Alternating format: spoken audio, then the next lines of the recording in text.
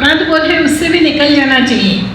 नहीं निकल पा रहे, हाँ, वो संस्कार हो गए। अगर हो भी गए उस एक मामले में हम पीछे हो गए तो भी बाकी सब तो बदस्तूर चलता रहा ना, तो इसलिए कोई हर्ज नहीं है, हो गया और वापस फिर आ गए, फिर उस रास्ते पर फिर वापस आ गए, तो कोई हर्ज नहीं है। मेन रोड पर चलते चलते थोड़े से पगडंडी से होकर के आगे आ गए तो कुछ बिगड़ता नहीं है।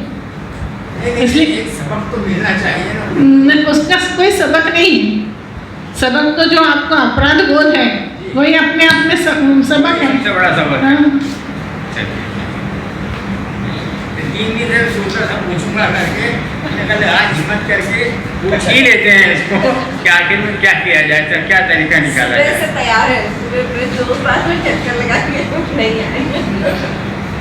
जो अपराध बोध है ना वही मतलब एक दिन आने वाला विचार नहीं, वो बार बार जो विचार एक तरह से अपने को परेशान कर रहा है, ये सजा हो गई एक बता देता और ये उससे मुक्त हो जाते हैं, तो उससे बेहतर यह है कि उनके मन में बना रहा और वो उसका कोई प्रभाव जो भी होगा वो खत्म हो गया।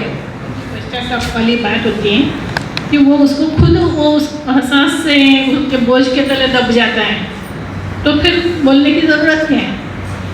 बोलने की ज़रूरत वहाँ है जब अपन उसको सोचते कि अरे क्या भूली तो गए ना, कोई बड़ी बात नहीं, क्या ठीक है भूल गए, तो हम उसको इग्नोर करते हैं छोटी गलती, इसलिए टोकने की आवश्यकता है। बड़ी गलती के लिए तो हम खुद ही अरे अपने हाथ से इतना बड़ा ये हो गया, ऐसा हो गया, नुकसान हो गया, खो गया, टूट गया, फूट गया, व्यवहार में गलत हो गया, तो खुद ही इतने ज़्यादा होते हैं कि बोलने की ज़रूरत ही नहीं, आप उस मामले में खुद ही जागरूक हो, तो इसलिए उसको बोलने की आवश्यकता है, तो क्योंकि वो स्पष्ट होता है। और जो छोटी छोटी बातें हैं वो गलती है, यही हमको स्पष्ट नहीं होता, हमको पता ही नहीं कि गलती कर रहे हैं, वो सुधरते नहीं है, इसलिए उस पर कहने की आवश्यकता होती है। वो छोटी बातें भी परिणामतः बड़ी हो सकती हैं, तो वो वहीं सुधर जाए तो वो बड़े स्वरूप में कभी सामने आएंगी,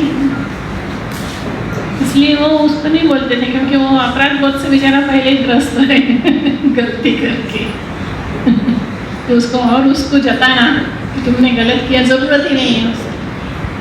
और तो बोलने का, टोकने का, काटने का उद्देश्य अगर सुधार लाना है सामने वाले में, इस उद्देश्य से किया जा रहा है, तो जहाँ ज़रूरत होगी वहीं होगा, जहाँ ज़रूरत नहीं वहाँ क्यों कराएगा।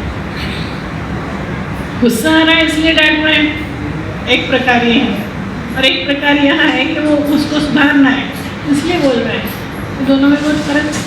स्कूल में एक बार वो कोर्स में किताब में भगवान बुद्ध की कहानी थी, मतलब वो उन राजा का या रानी का कोई था, उससे फिर वो पूछते हैं, भगवान बुद्ध पूछते हैं उनके कोई शिष्य हैं ये, अब ये जो वो चीवर पहनते हैं ना, वो फटने को आए, अब इसका क्या करोगे?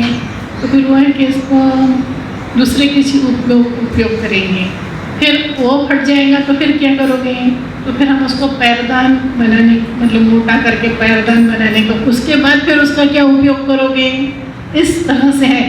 तो वो कहानी का मतलब था कि कोई चीज़ फेंकने जैसी जो होती है वो भी काम आने वाली है, तो किफ़ायत के रूप में दिनचर्या में ये चीज़ आनी चाहिए कि कोई भी चीज़ उठा के फेंक दो नहीं, जितना भी उपयोग कर सकते हो उतना ज़्यादा उपयोग करो।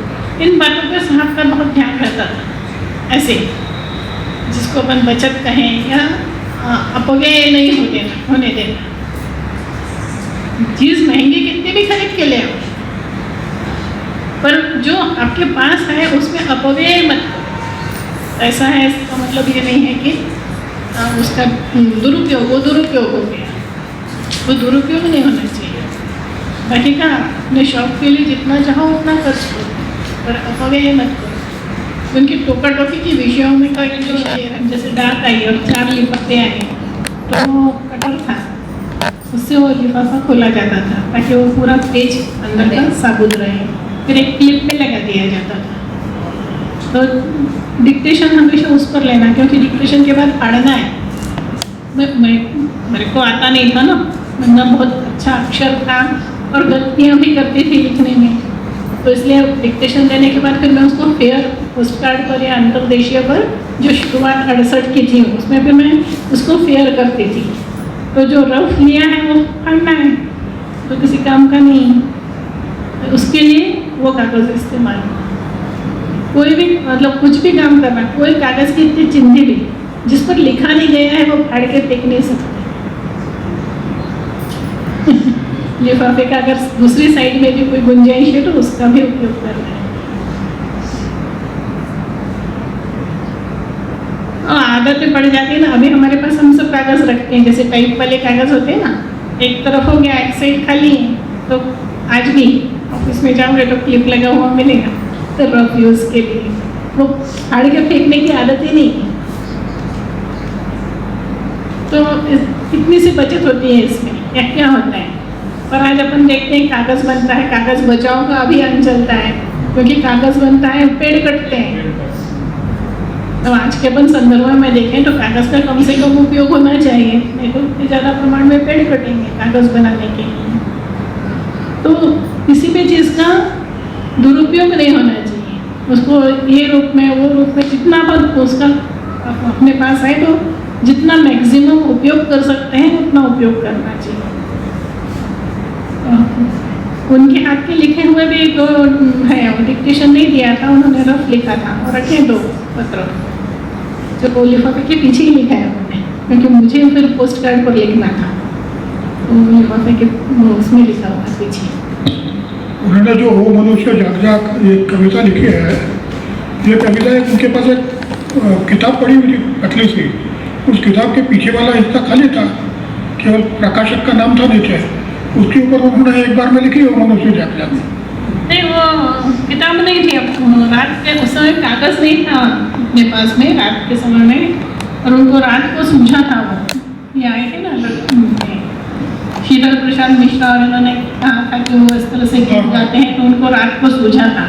तो धर्मपाठ पूरा नहीं, उसका पहला संस्करण वाली जो धर्मपाठ थी उसके बैक में लिखा है, उसका खाली पेज था, वो रखा हुआ है अभी, वो है रखा हुआ, उसके बैक में लिखा फुल स्केप का पेज सीधे कभी इस्तेमाल नहीं होता था, तो उसके पाया कि वो इसलिए कटर रखा रहता था, फुल स्केप को वो काटना इससे कटेगा, मतलब A4 साइज हो जाएगा, A4 साइज का इस्तेमाल होगा। और पोस्ट कार्ड की फिर बाद में हम लोग कॉपी करके रखते थे नकल अपने पास रखने के लिए, तो A4 साइज को फिर फोल्ड करना, पोस्ट कार्ड साइज का बनाना और उस पर पोस्ट कार्ड की नकल करके फाइल में लगाना। वो A4 साइज में 2 हो जाते थे पोस्ट कार्ड। तो बहुत बचत से मतलब ऑफिस का जो पद्धति थी वो बिल्कुल कम से कम व्यय में हो ऐसी थी।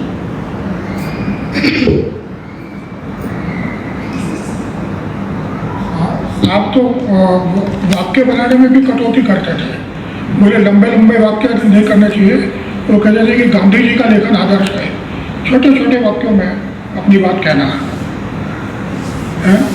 तो धर्मपाठ देखिए आप सब ऐसी है, साहब के सारे वाक्य छोटे छोटे हैं, ये गांधी जी की पद्धति है, ये साहब को बहुत पसंद थी कि लंबा सेंटेंस लिखने की बजाय, मतलब 20 शब्दों का सेंटेंस लिखने की बजाय वही उतनी बात आप 5 शब्दों के सेंटेंस में बताओ, या 20 शब्दों के सेंटेंस को 4 भागों में अलग अलग 4 सेंटेंस बना करके पेश करो।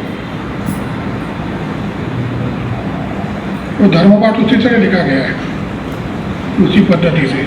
नहीं, और एकदम टाइम हो रहा था, उतने में घंटी बज गई उसकी, तो मतलब भगवान की इच्छा थी कि अग्निहोत्र करना है, तो वो खुद मोबाइल ही बोल गया। तो मेरे को ऐसा लगा कि भगवान चाहते हैं, बड़ा मैं मतलब विचलित हो रही थी कि अरे अब मोबाइल नहीं मिल रहा, मैं क्या करूँ, कैसे करूँगी, इसके अलावा मेरे को कोई साधन नहीं है करने का। इस पर ही वो डाउनलोड दीदी ने करवा दी था घड़ी, और इसी से करती हूँ मैं। तो उस दिन मुझे बड़ा अच्छा लगा, मैंने कहा तो मिल गया और मेरा हो गया, नहीं तो वो छूट जाता उस दिन। और भी मतलब इससे अग्निहोत्र से मुझे ये फ़ायदा लगा कि दिन भर टाइम टेबल बहुत अच्छा सेट हो जाता, मतलब सुबह इसके टाइम से अपना स्नान हो जाता है और अपना सब काम होकर अग्निहोत्र हो जाता है, फिर बड़ा अच्छा फील होता है और दिन भर के सब काम व्यवस्थित हो जाते हैं। शाम को भी ऐसे करने को तो तत्पर होते नहीं है, पर कभी न कभी मन में आएगा करने का, आएगा, इसलिए बता के तो रखना चाहिए। ये जो आप कह रही हो सबका अनुभव है कि दिन बड़ा हो जाता है अग्निहोत्र से। हाँ, आपके पास समय बढ़ जाता है, ऐसा लगता और है बहुत कि नियमित सारे काम सब व्यवस्थित हो जाते हैं। वो एक टाइम से हो गया, नहाना भी हो गया, उससे बाकी के टाइम टेबल सब सही हो जाते हैं। कि आज के समय की आवश्यकता है, इसलिए तो वातावरण में परिवर्तन होता है। सवेरे पर अग्निहोत्र करते हैं, मन प्रसन्न रहता है। तो जो आप कह रहे हैं ना, सारा दिन फिर अच्छा बीतता है, तो एक मन की प्रसन्नता पर ही अपना दिन कैसे बीते तय होता है। तो शुरुआत अच्छी हो जाती है तो अपने आप दिन बढ़िया से बीतता है, अपने काम सब सही ढंग से हो जाते हैं। तो वातावरण का परिणाम जो हमारे मन पर होता है, उसकी वजह से ये प्रसन्नता रहती है मन की। आज सबको इसकी आवश्यकता है कि इस तरह का वातावरण घर में मिले। अपने आप बहुत सारे जो टेंशन है वो ख़त्म हो जाते हैं, बहुत सारी अनावश्यक बातें जिसमें हमारा ताकत खर्च होती है वो नहीं होती है। इस तरह से छोटे छोटे पर बहुत सारे परिवर्तन हमारे जीवन में अग्निहोत्र से आते हैं। तो एक रिलैक्स ऐसा दिनचर्या अपनी हो जाती है उससे। और भी प्रयत्न करिए लोगों को अग्निहोत्र के साथ जोड़ने का, है ना, क्योंकि एक अच्छी चीज़ की जानकारी अपने पास आई है तो बांटने के लिए आई है। खुद भी अपन उसे करें और उसको बांटें भी। कोरोना हुआ था ना, तो उस समय हमारे आमने सामने घर में होता है अग्निहोत्र, तो पूरी कॉलोनी में कोरोना किसी को नहीं हुई। तो ये मुझे ऐसा लगा जीवन का बहुत बड़ा अनुभव।